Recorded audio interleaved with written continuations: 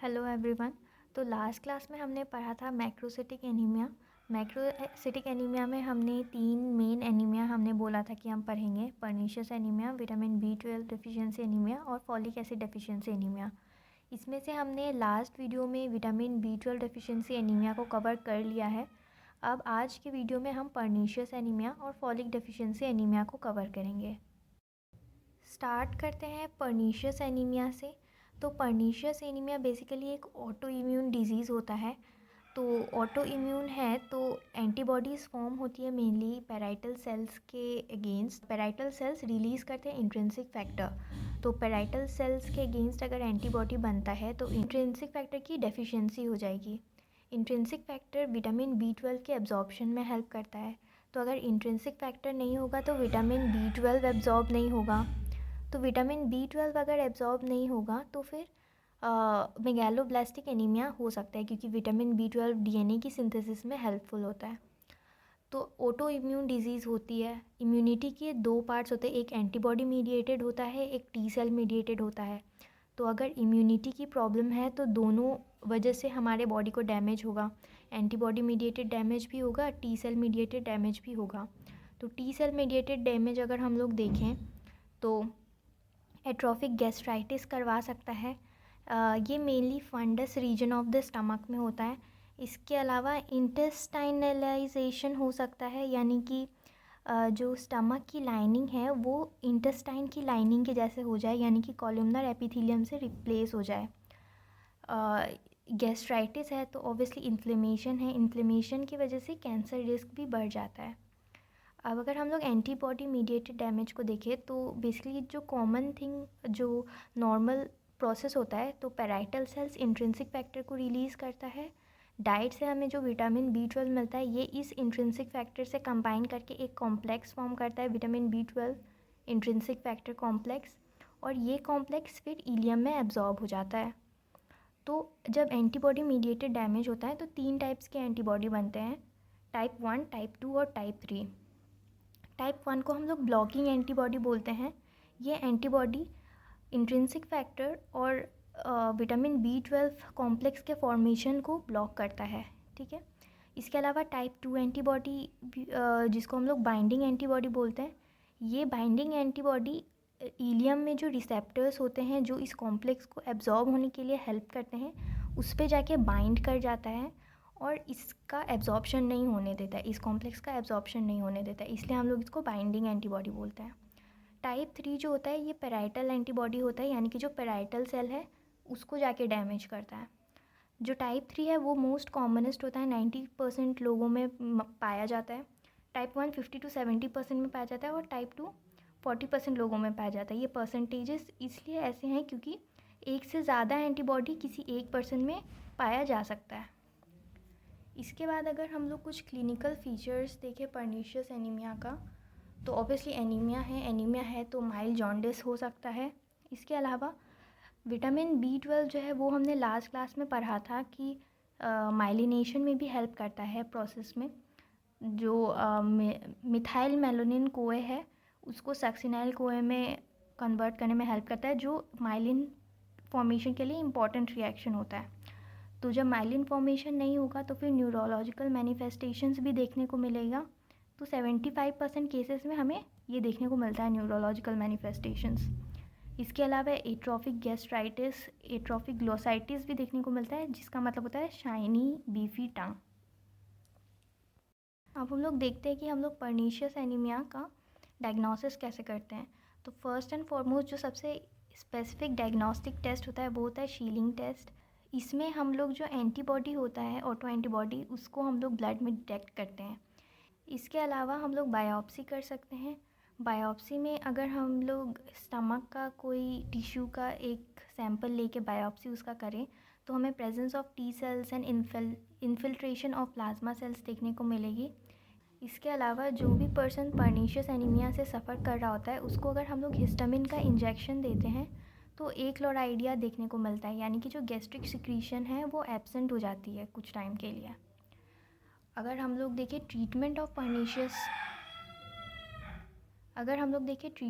Pernicious anaemia, तो vitamin B12 की supplementation हम लोग देते हैं। इसको हम लोग ओरल नहीं दे सकते क्योंकि इंट्रिंसिक फैक्टर तो है नहीं, अगर ओरल देंगे तो वो एब्जॉर्ब वैसे भी नहीं होगा, तो इसलिए हम लोग इसको इंट्रामस्कुलर इंजेक्शन देते हैं। विटामिन B12 की सप्लीमेंटेशन लाइफ टाइम तक कंटिन्यू करना पड़ेगा।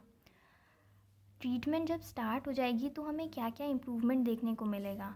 एनीमिया कम हो जाएगा क्योंकि विटामिन B12 अच्छे से बॉडी को मिल रहा है, तो DNA सिंथेसिस अच्छे से होगा, तो एनीमिया तो कम हो जाएगा। न्यूरोलॉजिकल मैनिफेस्टेशन स्टॉप हो जाएगा जिस स्टेज में था, बट रिवर्सिबल नहीं होता है क्योंकि हमें पता है कि जो नर्व्स एक बार डैमेज हो जाते हैं वो दोबारा इम्प्रूव नहीं होते हैं।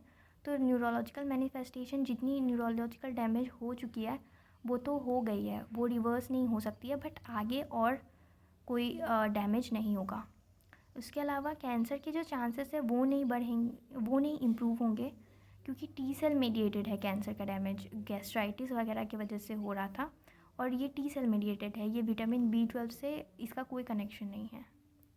इसके बाद हम लोग देखते हैं फॉलिक एसिड डेफिशिएंसी एनीमिया। तो फॉलिक एसिड हम लोग को मेनली डाइटरी सोर्स से मिलता है बस।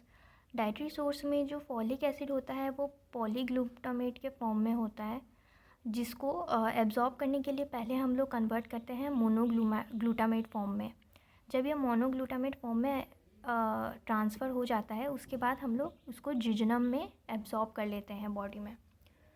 जब ये ब्लड में पहुंच जाता है तो ये अपने एक्टिव फॉर्म में कन्वर्ट हो जाता है।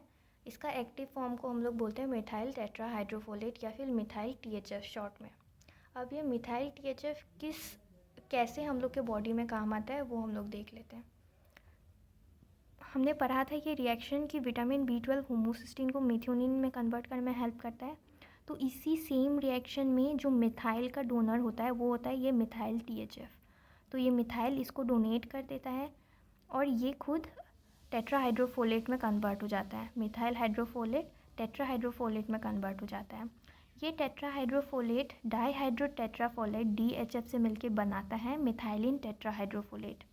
जब ये मिथाइलिन टेट्राहाइड्रोफोलेट वापस से डाईहाइड्रो टेट्राफोलेट में कन्वर्ट होता है, तो उसी टाइम इस रिएक्शन के हेल्प से जो DUMP होता है यानी कि डीऑक्सी यूरिडिन मोनोफॉस्फेट होता है, ये कन्वर्ट हो जाता है DTMP यानी कि डीऑक्सी थाइमिडिन मोनोफॉस्फेट, और फिर ये DTMP यूज़ होता है DNA सिंथेसिस में। ठीक है, अब अगर विटामिन B12 की डेफिशिएंसी हो जाए तो फिर मिथाइल THF भी THF में कन्वर्ट नहीं होगा, THF में कन्वर्ट नहीं होगा तो फाइनली ये प्रोसेस नहीं होगा और DNA सिंथेसिस हैम्पर हो जाएगी। इसलिए हम लोग बोलते हैं कि जो फॉलिक एसिड है वो भी DNA सिंथेसिस में हेल्प करता है। अगर विटामिन B12 की डेफिशिएंसी हो जाएगी तो मिथाइल THF अपने इसी फॉर्म में रुक जाएगा, ट्रैप हो जाएगा बेसिकली, तो इस चीज़ को हम लोग बोलते हैं फोलेट ट्रैप। इसलिए हम लोग देखेंगे कि जब हम लोग इसका ट्रीटमेंट देखेंगे तो ट्रीटमेंट में हम लोग फॉलिक एसिड के साथ साथ हम लोग विटामिन B12 भी देते हैं, क्योंकि हम इंश्योर करना चाहते हैं कि मिथाइल टेट्राहाइड्रोफोलेट जो रहेगा वो यूज़ हो रहा हो विटामिन B12 के प्रेजेंस में। उसके बाद अगर हम लोग देखें causes of folic acid deficiency, तो ये 5 कॉजेज़ है मेनली। अगर इंटेक कम हो रहा हो यानी कि इनएडिक्वेट डाइट ले रहे हैं या मेल न्यूट्रिशन है तब, एब्जॉर्प्शन की कमी यानी कि अगर कोई अल्कोहल ज़्यादा लेता है या किसी ड्रग्स की वजह से भी एब्जॉर्प्शन की कमी हो सकती है, जैसे कि ऑरल कॉन्ट्रासेप्टिव पिल्स वगैरह अगर ज़्यादा खाते हैं तो। उसके अलावा डिजीज़ ऑफ स्मॉल इंटेस्टाइन, अगर रिक्वायरमेंट बढ़ रही हो जैसे कि ग्रोइंग चिल्ड्रन या फिर रिप्रोडक्टिव एज के फीमेल्स में, अगर लॉस ज़्यादा हो रहा हो फॉलिक एसिड का, जैसे कि in case of haemodialysis folic acid जो है वो फ़िल्टर आउट हो जाती है। उसके अलावा इम्पेयर्ड यूटिलाइजेशन अगर हो रहा हो, जैसे कि अगर फॉलिक एसिड प्रेजेंट है बट उसका एंटागोनिस्ट भी प्रेजेंट है तो फॉलिक एसिड यूटिलाइज नहीं हो पाएगा।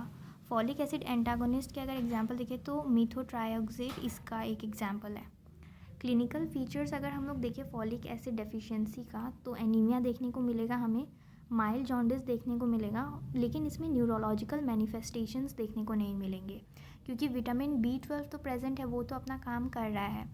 तो बेसिकली विटामिन B12 के डेफिशिएंसी एनीमिया में जो हम लोग देखते हैं कि न्यूरोलॉजिकल मैनिफेस्टेशंस प्रेजेंट होते हैं अलॉन्ग विथ मेगालोब्लास्टिक एनीमिया, तो वो इसमें देखने को नहीं मिलता है। तो ये डिफरेंस हो गया विटामिन B12 डेफिशिएंसी एनीमिया और फॉलिक एसिड डेफिशिएंसी एनीमिया में।